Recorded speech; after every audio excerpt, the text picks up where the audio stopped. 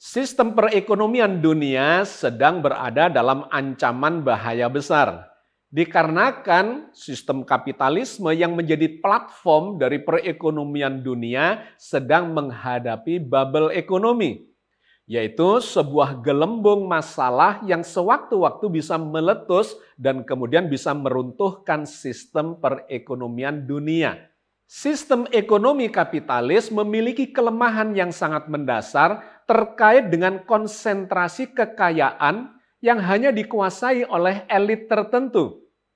Dan kemudian ini memunculkan kesenjangan atau disparitas terhadap masyarakat kebanyakan yang akhir-akhir ini mengarah kepada demonstrasi besar-besaran yang memprotes ketidakadilan, ketidakseimbangan, kesenjangan antara elit dengan masyarakat kebanyakan itu.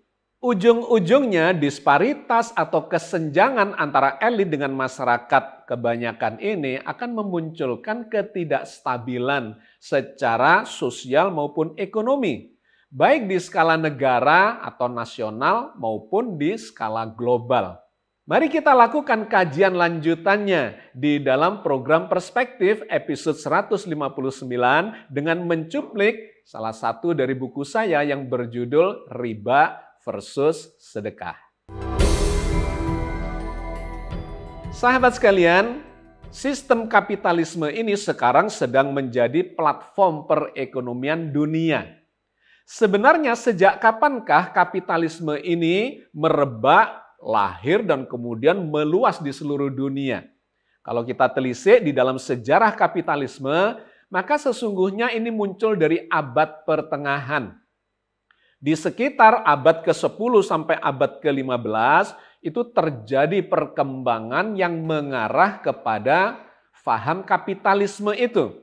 Dimulai oleh para bankir yang ada di Italia dan Jerman, di mana mereka memperkenalkan sistem permodalan dan kemudian meminjamkan modal itu kepada orang-orang atau para pengusaha atau pelaku perekonomian yang basisnya itu adalah keuntungan dari perekonomian atau bisnis mereka.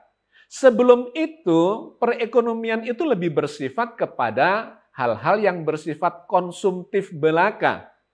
Semenjak saat itu, bisnis yang semula berorientasi pada kebutuhan konsumtif, kemudian bergeser menjadi sebuah kebutuhan bisnis untuk mendapatkan keuntungan. Dikarenakan profit oriented itulah kemudian para bankir ini memperkenalkan sistem investasi. Mereka meminjamkan modal atau uang untuk berbisnis dengan orientasi pada keuntungan.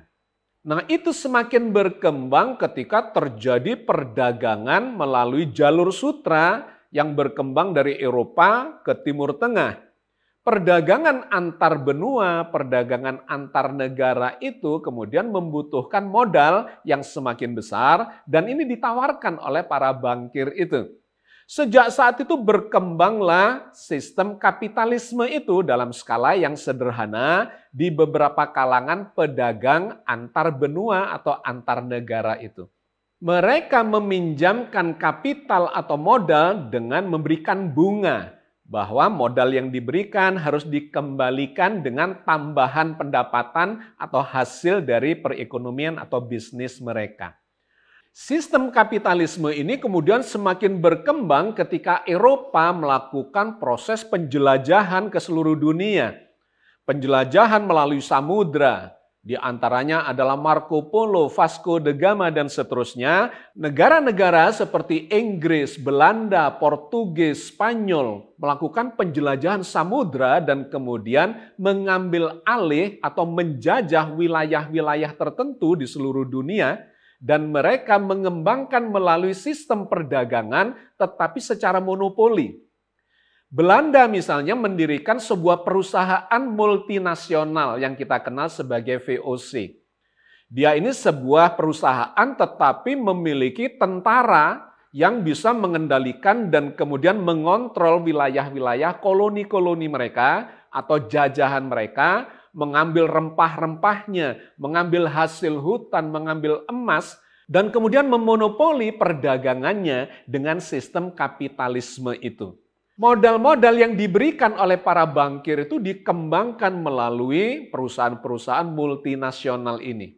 Selain Belanda, Inggris juga membentuk sistem perdagangan atau perusahaan multinasional seperti itu yang dikenal dengan nama EIC, semacam VOC itu. Dan mereka melakukan monopoli perdagangan di sejumlah kawasan. Kalau VOC melakukan penjajahan, eksploitasi, dan monopoli perdagangan di kawasan Nusantara, maka EIC, Inggris, melakukan penjajahan, eksploitasi, dan monopoli di kawasan Asia lainnya. Di antaranya adalah India dan Cina dan sekitarnya. Mereka memiliki hak istimewa, mulai dari mencetak uang sebagai alat tukar atau alat jual beli, membangun perjanjian dengan siapapun, bahkan mengobarkan perang untuk melakukan penjajahan, eksploitasi, dan monopoli atas perdagangan itu. Jadi ini seperti sebuah negara atau pemerintahan tersendiri yang melakukan penjajahan ke berbagai negara di luar negara mereka. Jadi bisa dikatakan VOC dan EIC ini sesungguhnya adalah nenek moyang dari kapitalisme dunia yang membangun jaringan global yang kemudian berkembang sampai era modern dan postmodern ini. Nah setelah itu di abad ke-18, abad ke-19 muncullah industrialisasi. Kapitalisme semakin berkembang karena memunculkan pabrik-pabrik, industri-industri yang mempekerjakan buruh-buruh.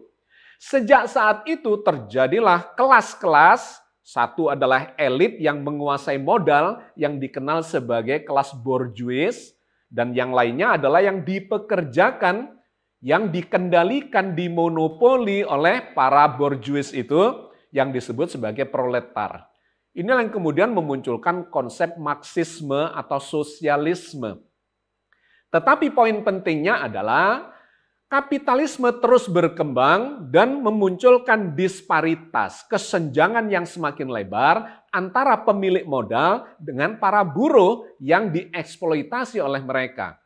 Gajinya dibikin murah, mereka dikendalikan jam kerjanya, dan seterusnya mekanisme perburuhan itu dikendalikan secara sepihak oleh para pemilik modal.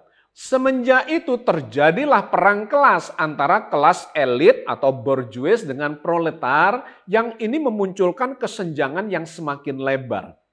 Di abad ke-20, sistem kapitalisme itu semakin kokoh dengan munculnya sistem perbankan yang mengatur finansial di seluruh dunia. Ada jaringannya yang mengatur bagaimana mekanisme distribusi keuangan itu. Dan kalau kita melihat pada sistem perbankan ini, ternyata lebih menguntungkan para pemilik modal, di mana mereka bisa menyerap tabungan, modal-modal, keuangan, finansial dari seluruh dunia dengan harga murah dan kemudian dijadikan sebagai modal untuk membangun industri atau bisnis mereka, dan kemudian mereka menghasilkan keuntungan yang luar biasa dengan memanfaatkan biaya karyawan atau gaji buruh yang sangat murah. Mereka mengambil bahan-bahan baku dari seluruh dunia, mendapatkan karyawan gaji-gaji dengan gaji yang sangat murah dan kemudian menjualnya dengan harga yang tinggi. Sehingga disparitas dan kesenjangan sosial ekonomi itu semakin lebar antara elit dengan kalangan buruh. Jurang kesenjangan ini semakin melebar di era milenial ini di abad ke-21. Selain dikokohkan dengan sistem perbankan, dan kemudian dijaga atau dikawal oleh Bank Dunia, kemudian muncullah ada IMF yang menjadi lembaga untuk meminjamkan, memberi hutang kepada negara-negara yang membutuhkan dengan secara atau menggunakan sistem kapitalisme. Selain itu dikuatkan lagi dengan WTO atau World Trade Organization yang mengatur liberalisasi atau perdagangan secara bebas sehingga mereka benar-benar bisa mengendalikan seluruh dunia dengan sistem kapitalisme itu. Singkatnya kita bisa memformulasikan konsep kapitalisme itu di dalam 4 poin. Yang pertama berbasis pada kepemilikan pribadi. Yang ini ditempatkan sebagai satu bagian yang paling penting di dalam kapitalisme, bahwa kepemilikan pribadi itu adalah menjadi dasar dari pengembangan sistem kapitalisme. Yang kedua adalah berbasis pada mekanisme pasar bebas, di mana mereka bisa mengendalikan dan mengatur harga, mengatur proses produksi, dan ditempatkan dimanapun dari seluruh dunia itu untuk menjalankan produksinya, serta mengatur distribusinya. Yang ketiga, berbasis pada profit oriented atau keuntungan. Keuntungan menjadi agama dalam bisnis sistem kapitalis ini. Dan yang keempat, berbasis pada persaingan. Siapa yang kuat, maka dia akan menang. Sehingga kita melihat bahwa di dalam sistem kapitalisme ini, kalau disederhanakan, siapa yang kuat, siapa yang punya modal dan skill, maka dia akan menjadi penguasa bagi perekonomian dunia atau di level apapun. Maka kalau kita simpulkan, sesungguhnya sistem kapitalisme dengan sistem persaingan bebasnya atau liberal itu memang bisa mendorong kemajuan atau pertumbuhan perekonomian dan bisnis. Tetapi efek yang sangat mendasar adalah akan memunculkan akumulasi modal, akumulasi kekuasaan pada elit tertentu. Karena tidak ada perlindungan kepada masyarakat atau kelas yang ada di bawah, bahkan dilakukan eksploitasi besar-besaran terhadap kelemahan yang dimiliki oleh kelas proletar atau kelas karyawan atau kelas menengah ke bawah itu. Inilah yang menjadi masalah mendasar dari sistem kapitalisme, di mana kita melihat dan kita sudah lakukan kajiannya di episode yang lalu, memunculkan masalah disparitas, kesenjangan sosial ekonomi yang semakin melebar. Bukan hanya di level nasional, katakanlah di Indonesia, tetapi kita sudah melihat ini merembet ke seluruh dunia. Di Indonesia iya, di Asia iya, di Eropa juga iya, bahkan sesungguhnya di Amerika juga terjadi kesenjangan yang laten itu antara kelas borjuis, pemegang kapital atau modal, dengan kalangan yang ada di bawahnya. Bagaimana kemudian solusi atas masalah ini? Sesungguhnya ada counter ide atau konsep yang dikemukakan oleh para pakar sosialisme, yang mereka mengatakan bahwa hak atas kekayaan, apalagi suatu negara atau di bumi ini sesungguhnya bukan bersifat individual, tetapi bersifat kolektif. Ini adalah hak masyarakat secara bersama-sama. Cuman sayangnya seringkali sosialisme ini memunculkan otoritarianisme yang berlebihan. Mereka mengatur dan memaksakan kehendak dan tidak menghargai kepemilikan individu. Nah, yang menarik adalah apa yang disampaikan oleh Islam dengan konsep ekonomi Islamnya yang berada di tengah-tengah.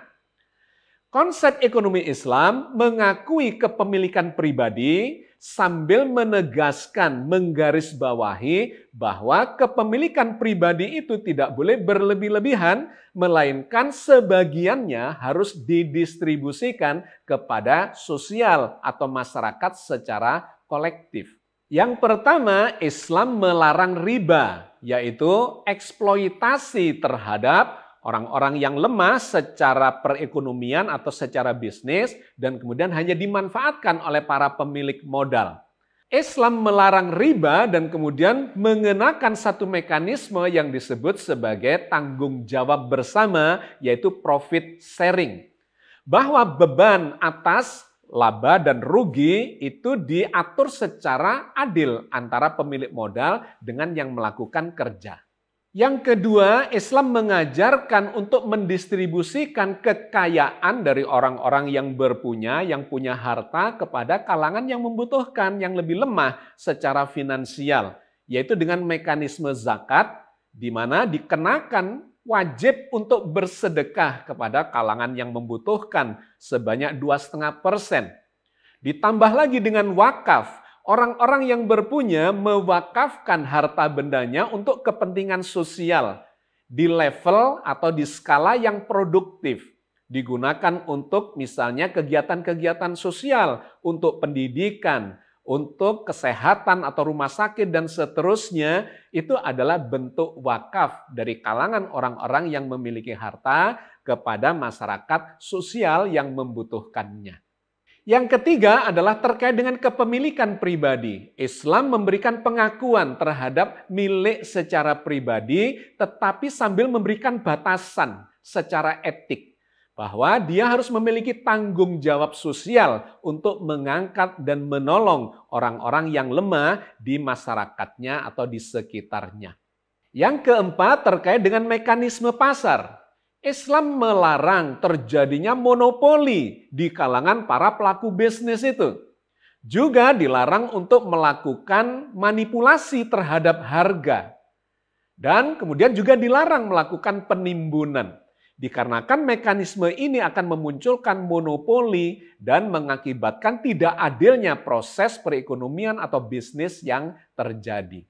Jadi ringkasnya, Islam membolehkan kepemilikan pribadi seperti yang dilakukan dalam sistem kapitalisme, tetapi sekaligus memberikan koreksi bahwa itu ada batasnya dan ada tanggung jawab spiritual, tanggung jawab sosial, tanggung jawab etika untuk mendistribusikan dan meratakan itu dalam keadilan sosial.